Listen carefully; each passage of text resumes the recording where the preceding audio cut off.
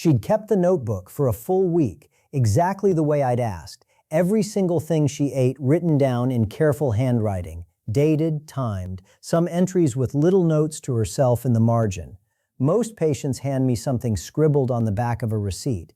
She'd bought an actual notebook for this. I want to say that first, because what happened next wasn't about her doing anything careless. It was the opposite. She'd done the assignment better than almost anyone I'd seen in years, and that's exactly what made the moment land the way it did. I read down the list with her sitting across from me, nodding along at the ordinary things: oatmeal, chicken, a salad most days. Then I got to Wednesday afternoon, and next to a small cup of yogurt, in her own handwriting, she'd written a note to herself. Good choice, low fat, treated myself. Underlined. She'd felt proud writing that. I could see it in the ink. That yogurt had more added sugar in it than a serving of ice cream. I didn't say it to embarrass her, and I'm not telling you this story to embarrass anyone watching either. I'm telling you because that exact moment, someone doing everything right, writing it down, feeling good about a specific choice, and being wrong about that one specific thing, happens in my exam room more than almost anything else I see. Tonight, I'm counting down 7 of those choices, the ones I genuinely wish more of my patients over 60 would put down, not because anyone's being careless, but because several of them are dressed up specifically to look like the healthy option. I'm Dr. Walter Hale, nearly 4 decades of practicing medicine, and if there's a theme that's followed me through most of that time, it's this. The foods that quietly cause the most damage over 60 are rarely the ones anyone feels guilty about. Nobody writes, treated myself next to a candy bar and underlines it. The dangerous ones are the ones that get underlined. Before we start, I want you to do something with me. Think of the one food or snack you genuinely call your healthy habit, the thing you reach for specifically because you believe it's good for you. Got one in mind? Good. Tell me what it is in the comments before this video ends, because I'd bet real money that at least one of the next 7 touches it directly.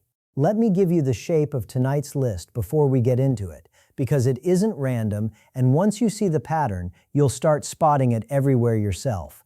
Every single item on this list survives because of one thing: a health claim, a package design, or a decades-old piece of nutrition advice that made sense once and never got updated. Marketing calls this the health halo, when one positive claim on a label, low fat, natural, heart healthy, makes people assume the entire product is good for them and stop reading any further. It works on smart people. It works on careful people. It worked on a woman with a notebook. Researchers have actually tested this directly, not just theorized about it. In studies where people were shown identical products with different labels, one plain, one carrying a health claim like low fat or organic, people consistently rated the labeled version as lower in calories, ate larger portions of it without realizing they were doing so, and reported feeling less guilty about it afterward, even though the food itself never changed at all. The label wasn't decorative. It was actively changing behavior in a measurable, repeatable way, without a single ingredient being different. Age adds its own layer to this. After 60, your body handles sugar less efficiently than it used to, your blood vessels are less forgiving of sodium spikes, and years of a food sitting quietly in rotation compound in a way they simply didn't at 30. None of what I'm about to walk you through is about willpower or discipline. It's about which specific foods are wearing a disguise, and once you can see the disguise, you can't unsee it. I'll also say plainly that this list isn't the same for everyone, and pretending otherwise would be dishonest. If you're already managing diabetes, prediabetes, high blood pressure, or kidney disease, several of tonight's 7 matter to you more urgently than they would to someone with none of those conditions, simply because your body has less room to absorb the same hidden sugar or sodium without it showing up in your numbers. And if you're the adult child of someone over 60, rather than the patient yourself, this list is worth watching together, because the habit doing the damage is very often the one everyone in the family agreed, out loud, was the smart choice. Let's start with number 7. Number 7, canned soup, especially the kind marketed as a comforting, simple meal for one. A single can of ordinary canned soup can carry close to a full day's recommended sodium in one sitting, sometimes more, and almost nobody checks because soup reads as gentle.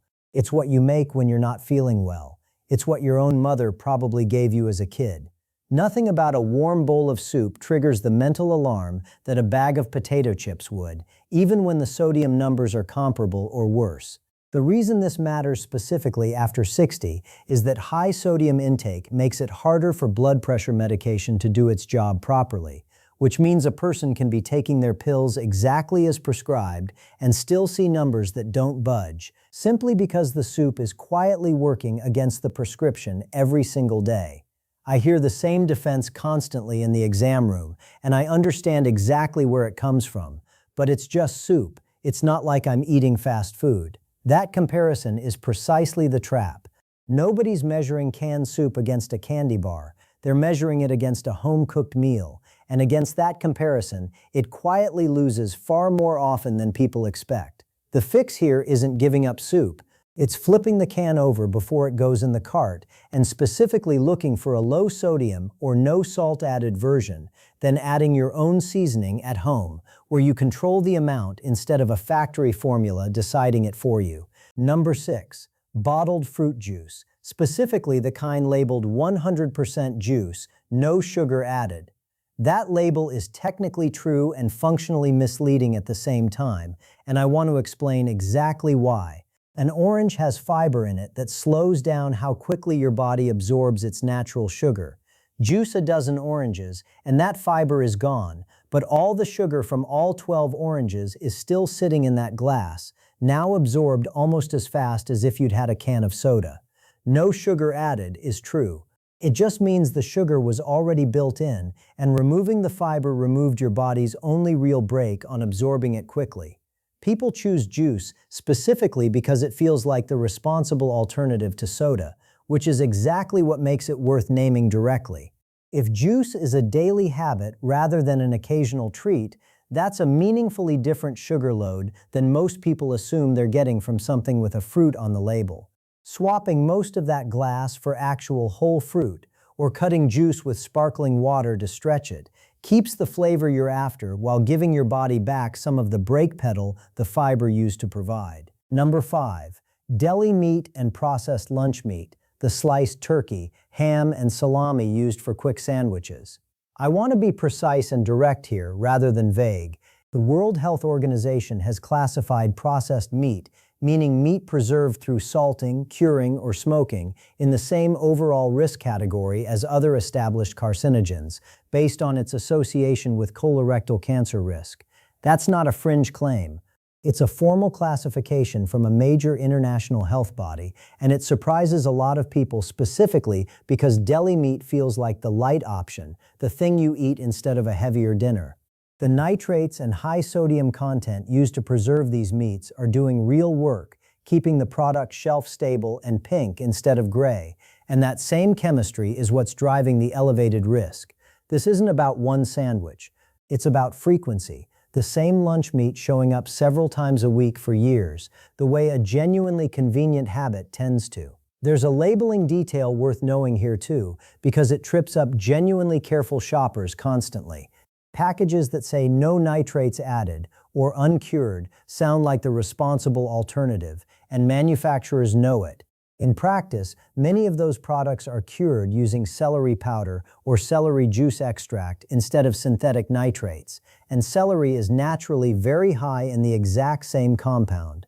The finished product can carry nitrate levels comparable to, sometimes higher than, the regular version sitting right next to it on the shelf, wearing a label that implies the opposite. If deli meat is a near-daily staple, swapping in freshly roasted chicken or turkey you cook yourself, even just twice a week, meaningfully cuts your exposure without asking you to give up the sandwich entirely. Number 4. White bread, white rice, and other heavily refined carbohydrates that have had most of their fiber stripped out during processing. Your body treats a slice of white bread very similarly to how it treats a spoonful of sugar, because with the fiber and bran removed, there's very little left to slow digestion down. Blood sugar spikes quickly, then drops hard, and that repeated spike and crash pattern, day after day, is linked to insulin resistance over time, a real precursor to type 2 diabetes that develops quietly, often for years, before any diagnosis ever gets made. What makes this one especially sneaky after 60 is that white bread and white rice read as plain, safe, unremarkable food, the opposite of indulgent. Nobody feels guilty about toast. That absence of guilt is exactly why it never gets questioned. Simply switching to whole grain versions, real whole grain, not bread that's merely colored brown, reintroduces the fiber that slows digestion back down, and that one swap alone is one of the more meaningful changes available on this entire list. We're right at the halfway mark, and the next three are genuinely the ones that catch people most off guard. So let me ask for something small here. Hit subscribe if this is landing. It helps this find someone before their own notebook moment happens. And I'm still waiting on that comment. What's your healthy habit? I want to see how many of you it turns out to touch. Number 3, food fried in oil that's been reused multiple times, whether that's a restaurant fryer or your own pan at home used again without being fully cleaned and refreshed. Frying oil breaks down chemically every time it's heated, and reused oil develops higher concentrations of compounds linked to inflammation and cardiovascular strain the more times it's been through that heating cycle. Restaurants reuse fryer oil constantly for cost reasons, and there's genuinely no way to know from the outside how many times a given batch has been used before your food hit it. This one's less about any single fried meal and more about frequency and source.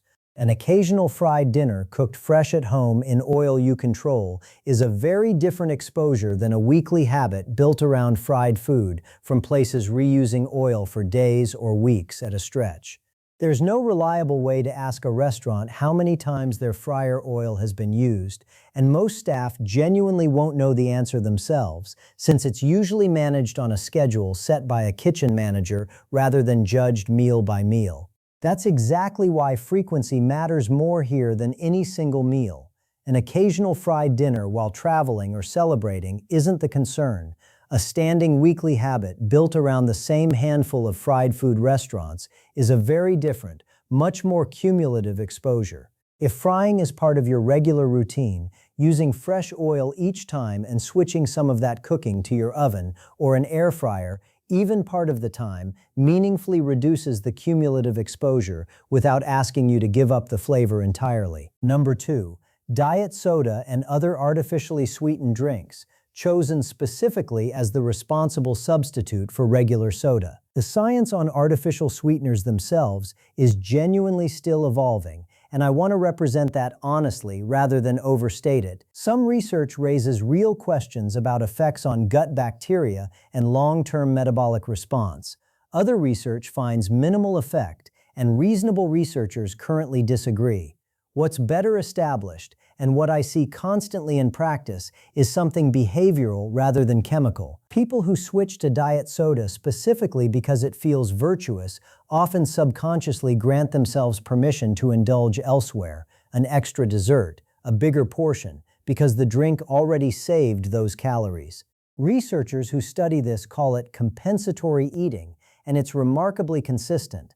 The habit itself isn't the villain here so much as the story people tell themselves about it, the quiet mental accounting that treats the diet soda as a license rather than just a beverage. If diet soda is a daily habit, it's worth an honest, undefended look at whether it's actually replacing sugar in your day or simply making room for it somewhere else without you noticing the trade.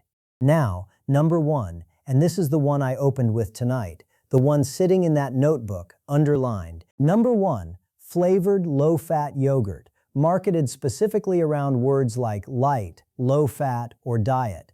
Here's the mechanism, and once you understand it, you'll never read a yogurt label the same way again. When manufacturers strip the fat out of yogurt, they also strip out most of the flavor and the satisfying mouthfeel that fat naturally provides. To make the product taste like something anyone would actually want to eat, that lost flavor gets replaced, almost always with added sugar, sometimes a genuinely striking amount, occasionally rivaling a dessert. The container still says low fat in large friendly letters on the front. Nothing on that front label is technically false. It's simply telling you the one thing that sounds healthiest while staying quiet about the thing that matters more. Let me finish the story I opened with. The woman with the notebook, I'll call her Rosalind, 71, from a town outside Spokane, Washington. She's a composite, drawn from a number of patients over the years rather than one specific person, so there's no privacy concern here, but her exact situation, right down to the underlined note, is one I've watched play out with real precision more than once. Rosalind had swapped her old afternoon habit, a small handful of cookies, for a cup of low-fat flavored yogurt specifically because she'd read it was the responsible choice, and she'd kept that swap faithfully for close to 2 years, genuinely proud of the discipline it took. Her blood sugar numbers had crept upwards slowly over that same stretch, nothing dramatic enough to alarm anyone at a glance, exactly the kind of gradual drift that's easy to attribute to simply getting older. When we actually sat down and went through her notebook together, line by line, the yogurt was doing almost as much sugar damage most days as the cookies she'd proudly given up. She hadn't traded a bad habit for a good one. She'd traded a bad habit that looked bad for one that looked good, and looked good was carrying nearly the same cost. Rosalind switched to plain full-fat or plain Greek yogurt with her own fresh fruit added at home, where she controls the sweetness herself, and within a few months her numbers had genuinely improved, not because she was eating less, but because she'd finally traded the version that only looked responsible for one that actually was. She told me afterward that the hardest part wasn't changing the habit, it was accepting that the notebook, the thing she'd been proudest of, had been quietly leading her in the wrong direction the entire time, and that being careful and being right aren't automatically the same thing. If flavored low-fat yogurt is a regular habit for you, turning the container around and checking the grams of added sugar, not just the calorie count on the front, takes about 10 seconds and tells you more than the entire front label combined. Here's what I want you to sit with, because there's something genuinely useful underneath all 7 of these, not just 7 separate warnings. Every item on tonight's list survives specifically because it announces itself as the healthy choice loudly enough that nobody feels the need to check further. That's the actual pattern. It's not that you've been eating carelessly. It's that certain foods have gotten very good at not needing to be checked. The good news, and I mean this sincerely, is that every single fix tonight took someone 10 seconds of flipping a package over and actually reading it, not a diet, not a program, not willpower, just a habit of checking the foods that feel too obviously healthy to bother checking. You don't need to overhaul your kitchen this week. You need to get suspicious of exactly the items that have never once made you feel suspicious, and that's a completely different, far more manageable task than the word diet usually implies. Pick the one item from tonight that hit closest to home, the one you're most likely to be eating right now without a second thought, and do exactly one thing this week. Read its actual label, all the way through, the way you'd read anything else you were about to trust with your health. Not the front, the back. Second, if you keep any kind of food log, even loosely, go back through the last week and specifically flag anything you labeled healthy in your own head without ever checking the numbers behind it.